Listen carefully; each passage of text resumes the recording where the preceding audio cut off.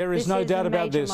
There is no doubt that this is an historic day. I want to get your thoughts on this, Alex Rivchin, because if this was the summit of the achievement, that the war was ended in Gaza and all the hostages were returned, it would be a momentous day. But I want to get your thoughts, Alex, on just how this day can actually be a new dawn, how it can actually be, rather than the end of this war, the start of a rebuilding where Palestinians will embrace peace, where the Islamist extremists might be kept at bay, and where the Arab countries and the wealthy Muslim nations will invest in that future rather than funding terrorist groups. Well, there's such a moment of hope right now, and also the scenes that are projecting now of Air Force One on the tarmac there, it's such a poignant symbol of US power and goodness and contribution to the world. And when you have the US putting all its capacity towards something like this, the world changes. That's what a superpower can do. And so the world has seen over the last 2 years what comes from terrorism, from misery, from war, the deprivation and the horrors that stem from it. But they've also seen what can come from a good fighting force and deployed for benevolent means. And that's what we've seen here. And so the Palestinians, I think, will be contemplating now, was it all worth it? Were the horrors of the last 2 years worth it? Was October 7 worth it? And hopefully this will now turn a page and we will see a new era. Israel will ensure... Sorry, Chris, go on. Sorry, Alex. We've got Alex Rivchin from the Australian Council of Jury. We've got Sharri Markson, Sky News host online. We're staying with Dave Sharma too, former Australian ambassador to Israel and now a Liberal senator for New South Wales. We'll come back to them. But as we watch President Trump disembark from Air Force One, and that reminder from Alex Rivchin that no matter what you think of Benjamin Netanyahu or Donald Trump, it is their strength, it is their use of military and diplomatic power that has brought us to this point. There is no mistaking that. It's a matter of what the rest of the world and they can do with it from here. Let's just listen in to see whether there's any sound, anything we should be listening to on the tarmac there at Ben Gurion Airport, Israel.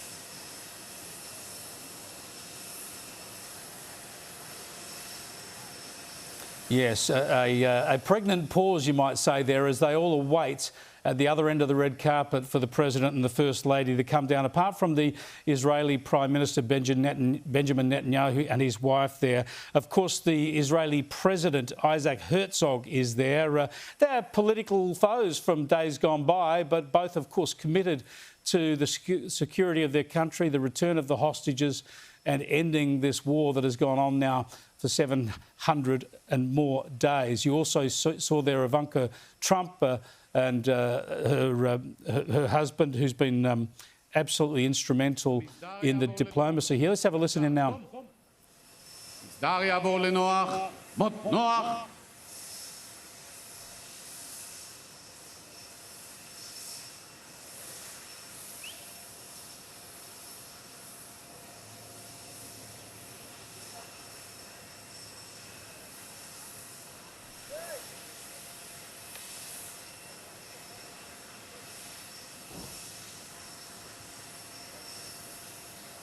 It is 9:52 a.m. in Israel, so President Donald Trump, when he's been met at the airport here, he will go some 30, 40 kilometres up the road to Jerusalem, where he will address the Knesset. There will be a meeting there with some hostage families. We don't know whether they're hostages released today or earlier releases. And not long after that, he'll leave Israel and fly direct to Egypt, Sharm el-Sheikh, for that meeting with more than 20 world leaders to talk about the next phase. Let's have a look now as the Israeli group meets with the President at the stairs.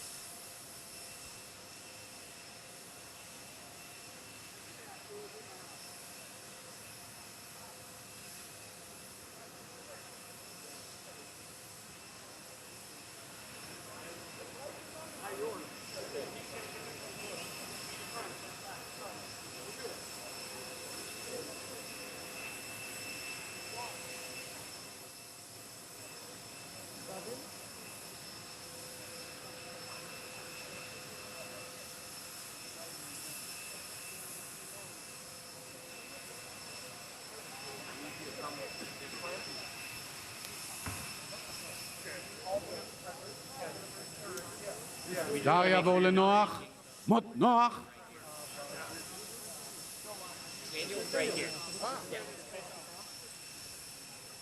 A military parade will ensue once they come down the stairs. Dave Sharma, the former ambassador to Israel, will be well aware of the protocols to be followed here. Obviously, the Prime Minister there, the President, Dave, also Jared Kushner and Ivanka Trump, who have been there and been involved in the behind-the-scenes diplomacy. Explain how much preparation would have gone into this, because this has been a snap visit. They wouldn't have even been thinking about this a week ago. No, look, to be honest, from what I can see, it looks quite well organised given the amount of time and effort that's involved here. And right, they're all there in protocol order. So you've got the Israeli President, Isaac Herzog, who, as you said, was a political rival of Netanyahu's. He contested an election against him as the leader of the Labor Party in 2014, from memory. And his wife, Benjamin Netanyahu, and Sarah Netanyahu, his wife, I imagine the American ambassador that is there, Mike Huckabee, as well. Plus, you know, the heads of protocol, Jared Kushner, Ivanka Trump. It looks like, yeah, I can see Mike Huckabee now too. So it looks like the normal sort of receiving line you'd have for something like this. And of course, it looks like there's an IDF Guard of Honour too. And I expect they'll play the national anthems soon after President Trump descends from Air Force One. Now, of course, whenever the President travels, the security is extraordinary. Tell us about just how particularly careful they would be flying into this part of the world, and presumably that explains why it is such a lightning visit. Not a long time on the ground in either Israel or Egypt, a few hours in each location, and then back to the US. That would be driven largely by security concerns, wouldn't it, rather than the President's diary? Look, I think probably a bit of both. Of the fact that the visit's happening at short notice in some respects helps the security situation, because it means that, you know, there's not a program well known in advance, and adversaries We can see the President at the top of the stairs now, Dave. Continue, but we'll watch the President. Yeah. Yeah, of course, cut me off when you need. But look, obviously the US has a lot of assets in the region, and I would have pre-positioned a lot of assets, including, you know, armoured vehicles, personnel, personal protective, you know, Secret Service details, helicopters, you know, contingencies, evacuations, redundancies for all sorts of transport. So these are big things to arrange, but they've got a lot of experience in doing it, and they can turn these things on at pretty short notice. And in the Middle East, things often happen at short notice, and you need to be able to move quickly, and that's what President Trump has done today. And there he is there, President met by the President, of course, would be the protocol. Isaac Herzog there meeting President Donald Trump first, then his wife, the First Lady, and presumably Benjamin Netanyahu will be next in line. There he is, arm in arm. You saw that little fist pump from Donald Trump at the top of the stairs. Let's listen in.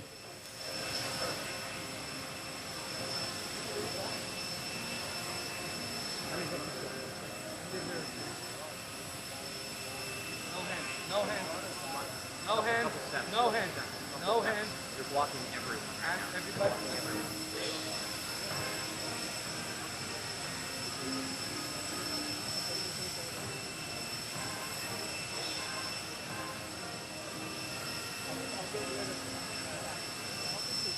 They've had some tough discussions and some friendly discussions with each other over the years. I thought that fist pump from the President was so typical of Donald Trump. Alex Rivchin, as we saw him at the top of the stairs, it said it all. It was understated, but a fist pump for victory as he's coming down the stairs to meet with the most important leader in the region, and later today with other leaders, knowing that there is so much more to be done. Or not, he knows that he's the peacemaker of this time.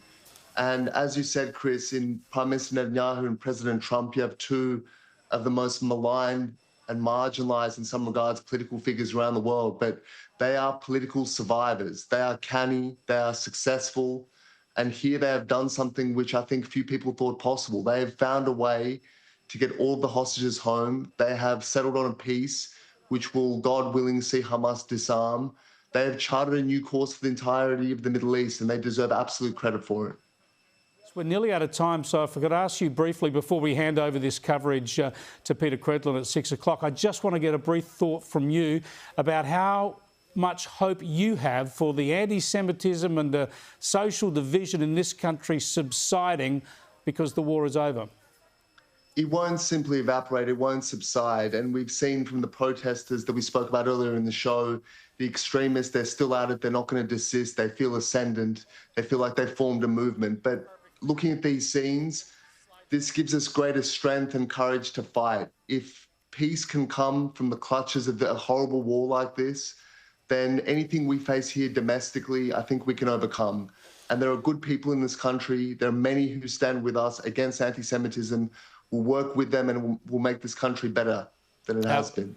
Alex Rivchin, thanks so much for joining us on this momentous day. Briefly from you, Dave Sharma, why isn't Australia invited to this meeting in Egypt? We'd offered to provide some help in the enduring peace, but Australia's not there. We've sidelined ourselves, Chris, from any position of influence. That's been the Albanese and Penny Wong position. I mean, I just make this point. The reason we're here today is Hamas has been militarily and diplomatically put under immense pressure. Australia has been working against that throughout these past 2 years, legitimising Hamas, strengthening Hamas and reserving all their criticism for Israel. That's why we are now irrelevant. Dave Sharma, thanks so much for joining us. Dave Sharma, Liberal Senator for New South Wales, former Australian Ambassador to Israel. Thanks to everybody else who's joined us during this coverage over the past hour. Momentous events. Our coverage tonight will continue here on Sky News. Don't forget Tony Abbott's documentary from 7:30 to 8:30. Shari will be back after that at 8:30. Coming up next, Peter Credlin.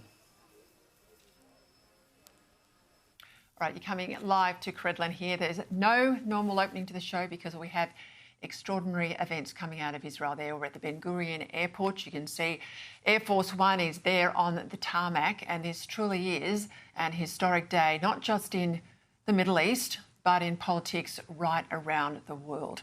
We hope this is the commencement of peace with the return of hostages. And of course, to secure the peace, we have arriving now into Israel the President of the United States, the man who withstood the calls from around the world to recognise a Palestinian state a couple of weeks ago in the United Nations. And by standing firm, he and Arab states and Israel have delivered this peace, despite, of course, what our Prime Minister in Australia might want to say, that recognising Palestine brought today to fruition.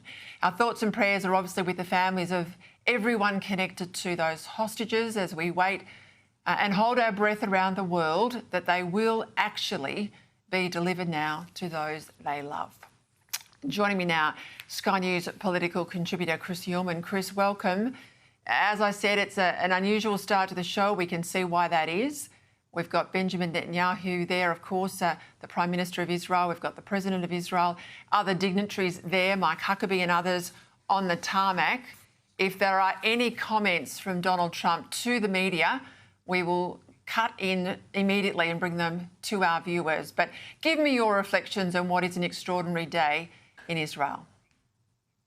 Well, Peter, this is unalloyed good news. It's 737 days since those horrific attacks on October 7 when 251 hostages were taken, people were brutalised, and that's what began all this, and we can never forget that, and those people have been held hostage ever since. Many of them have died. Now we've seen 7 people released. We're hoping to see 20 released, and of course no one will relax until every single one of those hostages is back with their families and the bodies of those who have died are returned to their loved ones. And so this day is a momentous day in this particular war, but of course it is the first step along a long and difficult path. What we will see in exchange is there will be a 2,000, more than 2,000 hostages will be, not hostages, more than 2,000 Palestinians will be released by Israel. Among them will be some hardened Hamas fighters. So, of course, that does mean those people will go back to Hamas. And as we see Israel retreat from the front line and move back to a different position where it begins to return some of that territory, the concern, of course, would be that Hamas will start to take up that space again. Of course, they're armed. So what we need to see from the international community is that void being filled by those states in the Middle East that can do something about it.